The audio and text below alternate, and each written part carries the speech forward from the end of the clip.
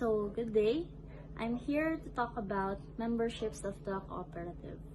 So, first, there are two types of membership. The first type is called irregular members, and the next type is called associate members. So, first, let's talk about irregular member. So, a regular member is someone who has already complied with all the requirements of a cooperative.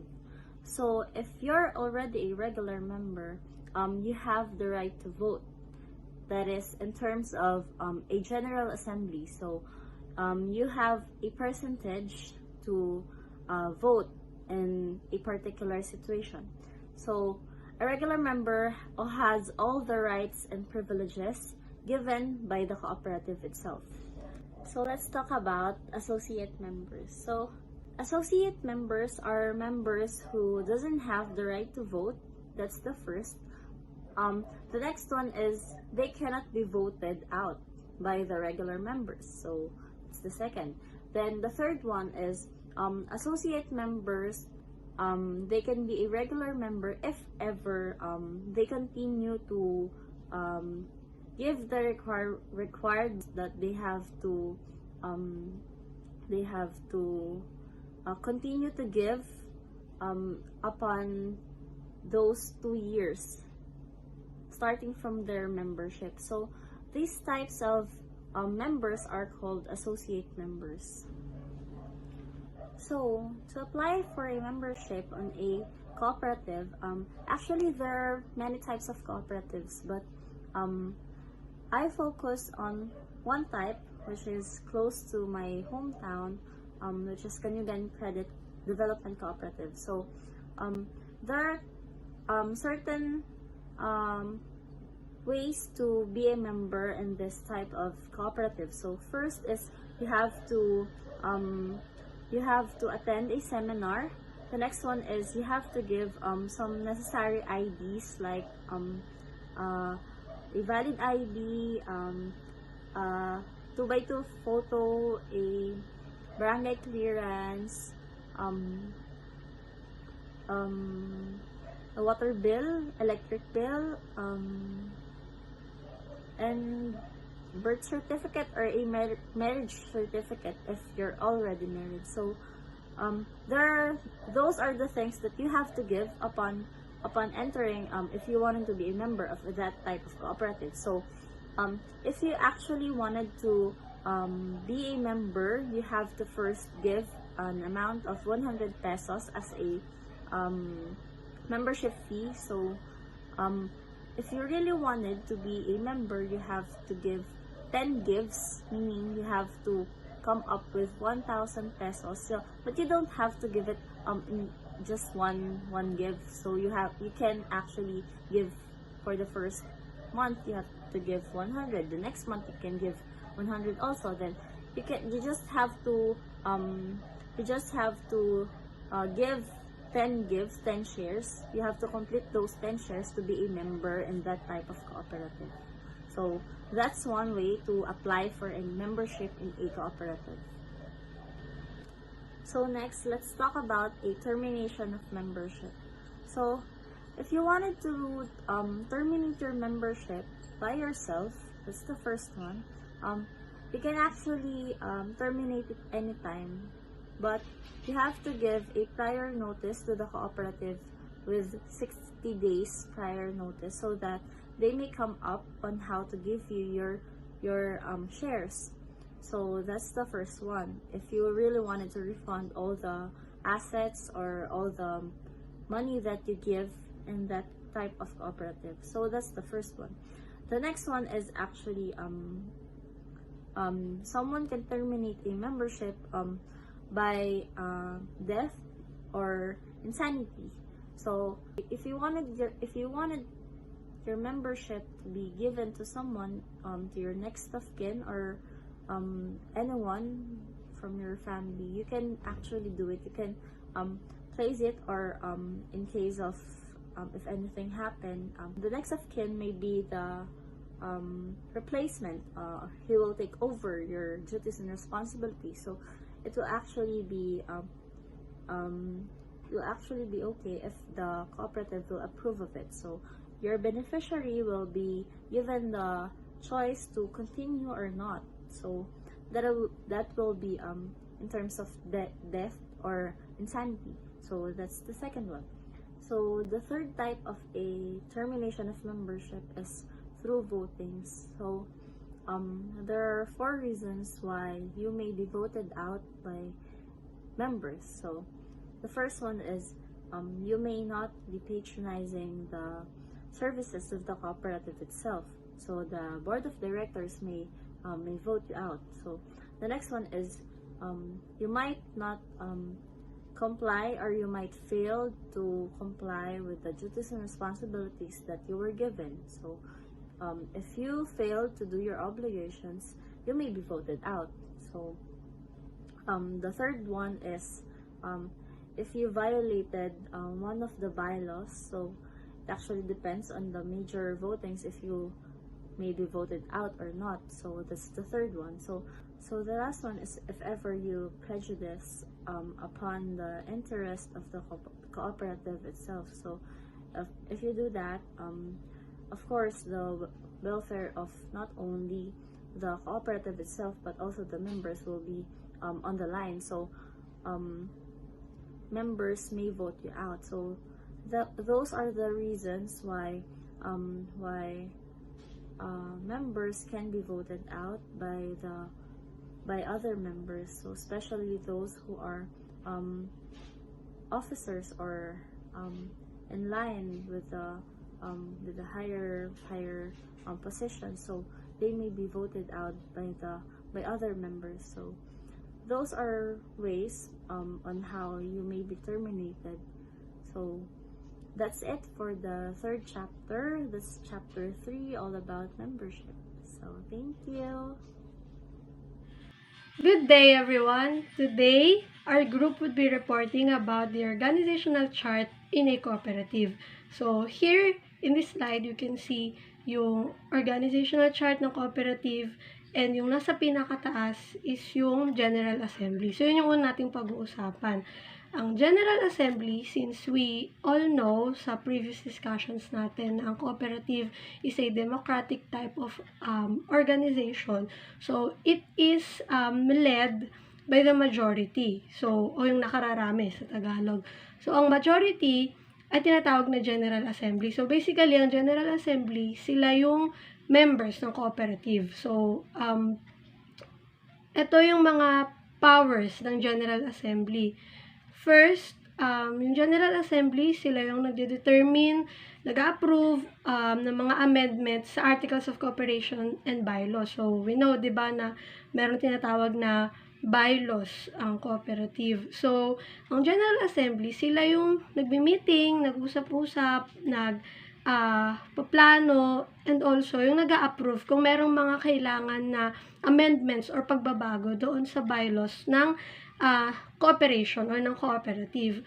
Next, sila rin yung nag-e-elect or nag-a-appoint ng members of the board of directors, and also sila rin yung may power para mag-remove ng member ng board of directors if merong valid na reason para i-remove sa position yung member ng board of directors na yun. And then, lastly, sila rin yung nag-approve ng mga development plans ng cooperative. Since we know, di ba, kagaya ng ibang mga organizations. So, ang cooperative, meron ding mga plans, like for example, 5 years from now or 10 years from now, para mapalago or mapaunlad pa yung organization or yung cooperative mismo.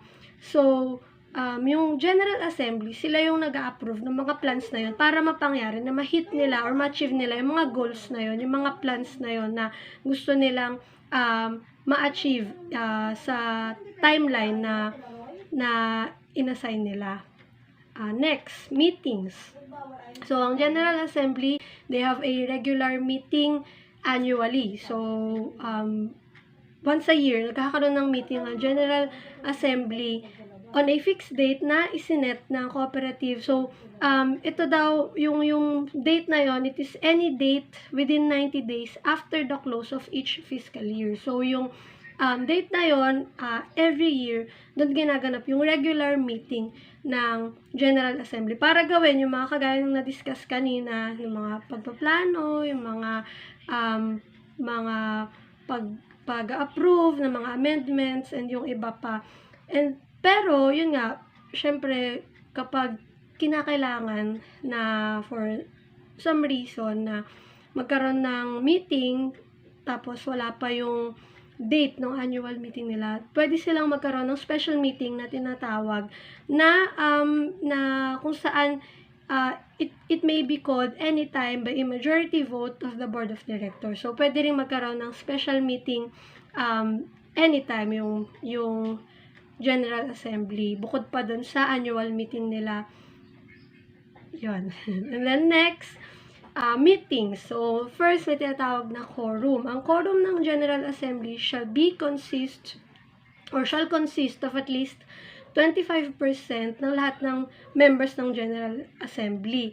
So, ibig sabihin na to, like for example, kung may mga meetings, magiging valid lang yon yung mga napag-usapan, yung mga napagplanuhan, kung at least 25% ng General Assembly ay nag-agree, umattend at nag-agree doon sa napag-usapan, sa napagplanuhan.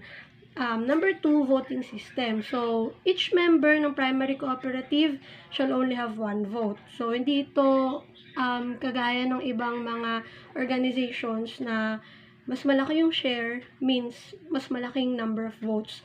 Here in a cooperative, kahit na magkano man o kahit na gaano man kalaki yung share ng isang member, pantay-pantay lahat. So, 1 vote lang meron ang kada member ng cooperative. And next, voting by proxy. So, in case naman na may certain reasons kung bakit hindi makaka-attend ng meeting ang member ng General Assembly, merong tinatawag na voting by proxy. So, pwede sila magkaroon ng representative para umattend sa meeting on their behalf para ipaalam sa meeting kung ano or kung sino yung iboboto nila.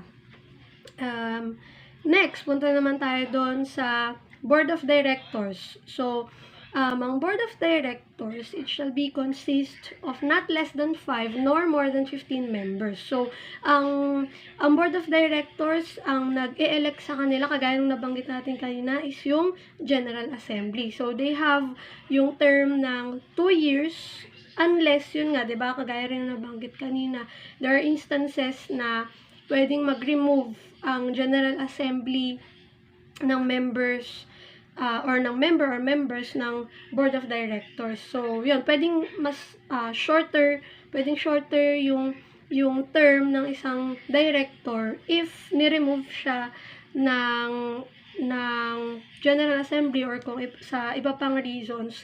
Pero,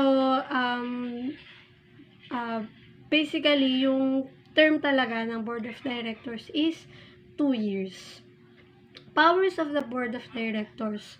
So, kung nabanggit natin kanina, 'di ba, ang cooperative pinamamahalaan ng General Assembly. Ngayon, ang Board of Directors naman, sila naman yung namamahala dun sa day-to-day na strategic planning, direction setting, and policy formulation ng cooperatives. Ito pa yung mga powers naman ng director. So, una, ang Board of Directors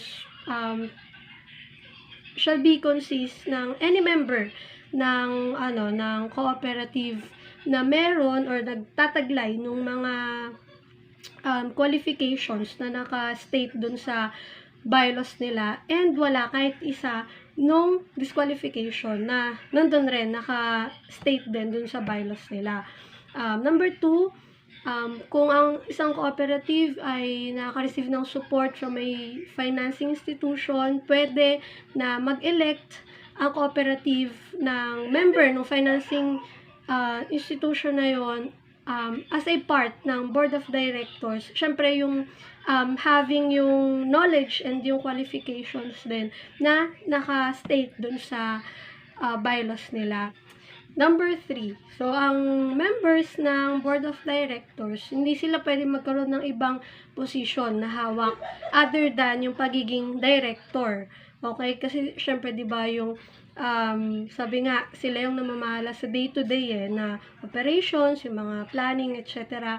So, kapag ang isang member ng cooperative ay member ng Board of Directors, hindi pwedeng magkaroon pa ng ibang position other than that. And then, number 4, ang any member ng cooperative na engage sa business na similar nung sa cooperative, hindi pwedeng, kumbaga, automatically disqualified siya sa pagiging member ng Board of Directors kasi maaaring magkaroon ng conflict of interest. So, next, yung meeting of the board and yung quorum requirement naman.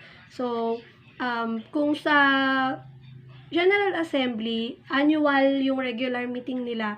Sa Board of Directors naman, meron silang regular na meeting na ginaganap once a month.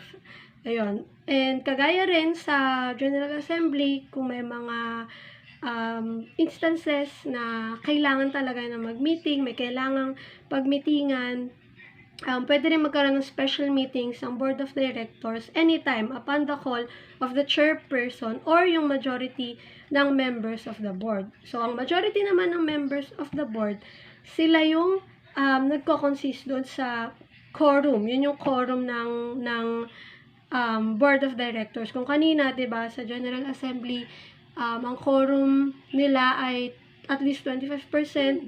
Ito naman sa Board of Directors, iba ito kasi majority lang kailangan. And kung babalikan natin, 'di ba? For example, 15 members yung sa Board of Directors. So, ang quorum is 8 na votes or 8 na members.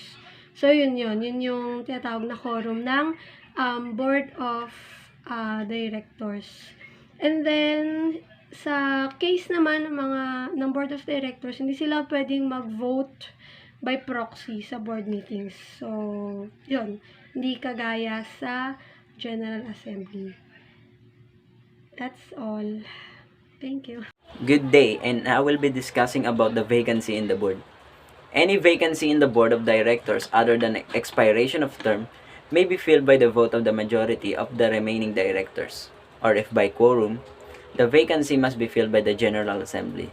So, there is nothing permanent in this world, and there will be always vacancy or something needs to be replaced. So, when there is a vacancy in the board, it must be filled immediately since the role of the board of directors is essential in the operation of an cooperative. So, when a director elected, he or she shall serve the remaining time of his predecessor. So, when a person is delegated in the board of directors, he will not have a new term and he or she shall continue the time of his predecessor. Next will be the officers of the cooperative. So, the board of directors shall elect from among themselves the chairperson and vice chairperson of a corresponding committee. So, there are different committees that are present in the cooperative, and each of these committees have their own chairperson and vice chairperson. So, an officer shall be removed if, number 1, loss of confidence and integrity. So, being an officer, you are expected to be performing your duties in the cooperative with integrity. So, without integrity, the confidence of the General Assembly to your duties will be lost, and the Board of Directors or the General Assembly shall remove you for not meeting the expectations. So, next will be the have 2 or more relatives in the cooperative up to 3rd civil degree. So, this is implemented to remove the biasness of the officer to their relatives that may seem unfair or is unfair to the members of the cooperative. Next will be the any person engaged in a business similar to that of the cooperative. This is done due when a person has a business similar to that of the cooperative, he or she may have a interest that is not for the best of the cooperative. And next will be any person with conflict of interest. So as same as as number 3, this is done because it may harm the operation of the cooperative or maybe its member. So next, here in this slide, you can see that the General Assembly is the highest of all the committees and board of directors. So what is the General Assembly? General Assembly is the highest policy-making body of the cooperative and is the final authority in the management and administration of the affairs of the cooperative. It is composed of members who are entitled to vote, duly assembled, and constituting quorum. So, General Assembly, they are the highest governing body in the cooperative, and the officers of the cooperative are delegated by the General Assembly and the Board of Directors. Next will be the Audit Committee. Most of the cooperative bylaws specifies that the organization will hire an outside auditor to conduct an annual audit. Auditing helps to prevent deliberate misstatement of facts. Audit also assures that generally accepted accounting principles have been consistently followed and that the disclosure is complete. So, it is stated that in the cooperative bylaws that there should be an outside auditor. This is done due to the fact there will be bias or unnecessary information to the auditing of the finances of the committee of the cooperative, excuse me. So auditing is done to check the performance of the cooperative if they are doing well or not. Next will be the board of directors. Has the primary legal authority for the firm, except for a few major decisions, which are specified in the articles of incorporation or bylaws, to require a vote of the members.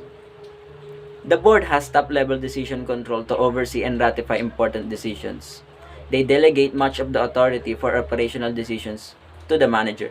So, even if the General Assembly is the highest governing body, they are governed by the board of directors since officers that are or people delegated in the board of directors are those people that are experienced and have the necessary skills and knowledge to run the operation of the cooperative.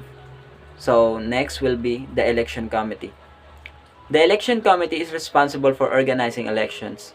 They are also responsible for delivering the result of the election to the board, their members, and their electorate. So, election committee, they are the ones that manages the voting for the officers of the cooperative, and they are also responsible for showing the results of the voting to avoid the biasness and be fair to the members of the cooperative.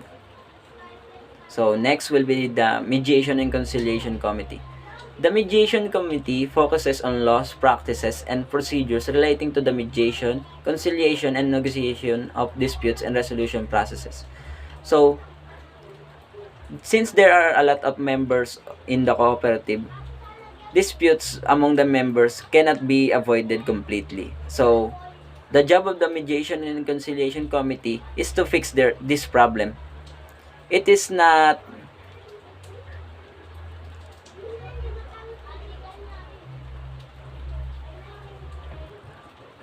solely for the mediation and the conciliation of the members. It is also pertaining to the problems that the firm may have outside of the cooperative. So next will be the Ethics Committee. They are the ones that develop code of governance and ethical standard to be observed by the members, officers, and employees of the cooperative. They disseminate, promote, and implement the approved code of governance and ethical standards. The Ethics Committee, they are the ones that create the rules and regulations in the cooperative to ensure that the operation and the good the operation and the well-being of the members of the cooperative are met. So next will be the credit committee. This committee has the responsibility for approving or disapproving loan requests from members. Next will be the education committee. They are responsible for developing and implementing programs and activities which will provide the members with the opportunity to achieve the level of knowledge and skill necessary to accomplish responsibilities in the cooperative. So this committee's job is to educate the members of the cooperative of the skills and knowledge they need to have in order to have a smooth operation in the cooperative. So next will be the general manager. It is a person delegated by the board and is responsible and accountable for the following: work with the board of president to set board agendas, oversee finance, operation, human resources, marketing, membership, planning, and professional development. So the general manager is the one that reports to the board president or the board of directors of what is happening in the different committees of the cooperative. So next will be the committees of cooperative. The bylaws may create an executive committee to be appointed by the board of directors with such powers and duties as may be delegated to it in the bylaws or by the majority vote of all the members of the board of directors. The bylaws shall provide for the creation of an audit, election, mediation and conciliation, ethics and such other committees that is necessary for the conduct of the affairs of the cooperative. So, it is not by the power or the decision of the board of directors that the committees exist. It is stated by the bylaws that a cooperative should always have an audit, election, mediation and conciliation, ethics and other committees that is necessary for the operation of the cooperative. So that's all. Thank you. Hi, I'm Christine Daya, and my report is about function, responsibilities, and training requirements of directors, officers, and committee members. The functions and responsibilities of directors, officers, and committee members, as well as their training requirements, should be in accordance with the rules and regulations issued by the authority. At ito po yung standard training curricula for cooperative officer. Required ang mga officer na mag-undergo ng necessary trainings conducted by cooperatives, federation, or training institution na accredited na authority. Ang purpose ng mga training na ito ay para ma-meet ng mga officer yung na-expect at ni-required ng cooperatives na gawin nila as officers. Basic Cooperative Course. Sa training nito, merong 3 learning outcome. Una, yung history or origin ng cooperative, yung mga principle and practices, and yung pangalawa ay yung tungkol naman sa legal base ng cooperative. And lastly, yung about sa programs, plans, and policies, at kasama na rin yung mission and vision ng cooperatives. Cooperative Management and Governance. Sa training na ito, meron naman pong 4 na learning outcome. Una, pagsunod sa good governance, principle and practices, and pagmamanage ng successful na board meetings. Pangalawa, dapat siguraduhin na sumusunod ang kooperatiba sa lahat ng labor and related law, katulad ng mga SSS, pag-ibig at kung sumusunod sa working hour. Pangatlo, formulate effective policies for implementation. And panghuli, ay i-apply ang function of management sa cooperative. Financial Management. 6 na learning outcome. Una, basic concept of financial management, sources and uses of funds. Pangalawa, explain the elements of the accounting system for cooperatives. Pangatlo, interpret and analyze financial statement of the cooperative. Pang-apat, apply PESO standard in evaluating cooperative performance. Pang-lima, explain the basic budgeting. And lastly, explain the basic of investing and banking. Conflict management. Meron po itong tatlong learning outcome. Una, formulate and develop a mediation and conciliation program. Pangalawa, present the mediation and conciliation program to the board for approval. And lastly, implement approved mediation and conciliation program, establish and operate a mediation center. Parliamentary procedures. Meron po itong tatlong learning outcome. Una, explain the concept and processes involved in parliamentary procedures. Pangalawa, apply parliamentary procedures effectively when conducting meetings. And lastly, organize productive meetings. Leadership and values reorientation. And meron itong tatlong learning outcome. Una, describe the roles, functions, authority, responsibility, and accountability of officers of the cooperative. Pangalawa, determine the elements and attributes of effective leadership in cooperatives. Pangatlo, harmonizing cooperative and Filipino values. Strategic planning. Meron po itong 5 learning outcome. Una, explain the need for strategic thinking in long-term planning. Pangalawa, analyze the performance of cooperative. Pangatlo, determine strategic options and strategies. Pang-apat, develop strategic plan. And lastly, monitor implementation of strategic plan. Audit management. Meron tong 4 na learning outcome. Una, discuss clearly the important elements of internal audit. Pangalawa, review the books of account and other financial records of the cooperative. Pangatlo, conduct internal audit effectively. And lastly, prepare accurate internal audit report. Records management. Meron po itong 3 learning outcome. Una, explain all the activities involved in records management. Pangalawa, set up a system of administration and disposition of records.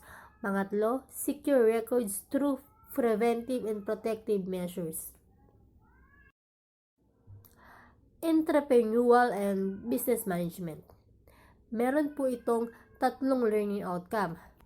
Una, identify business opportunities and entrepreneurial activities for members. Pangalawa, develop business and entrepreneurial activities for members. And lastly, implement business and entrepreneurial activities for members. Basic accounting for non-accountants. Meron po itong 3 learning outcome. Una, explain the basic accounting concept and procedures. Pangalawa, explain the different financial statements and their significance. Pangatlo, apply the standard chart of accounts to respective cooperatives. Internal control. Meron po itong 3 learning outcome. Una, define the roles and functions of the audit committee. Pangalawa, explain the elements of an effective internal control system. And pangatlo, implement an effective internal control and inventory system. Rules formulation. Meron po itong 3 learning outcome. Una, develop comprehensive election rules and guidelines. Pangalawa, communicate the approved rules and guidelines with members. Pangatlo, execute the approved election rules and guidelines. Cooperative standards. Sa huling training na ito, meron pong 3 learning outcome. Una, explain the concept and purposes of the cooperative standards. Pangalawa, explain the indicators and the accounts in relation to the operation and services of the cooperative. And lastly, analyze the operations of the cooperative based on the standards.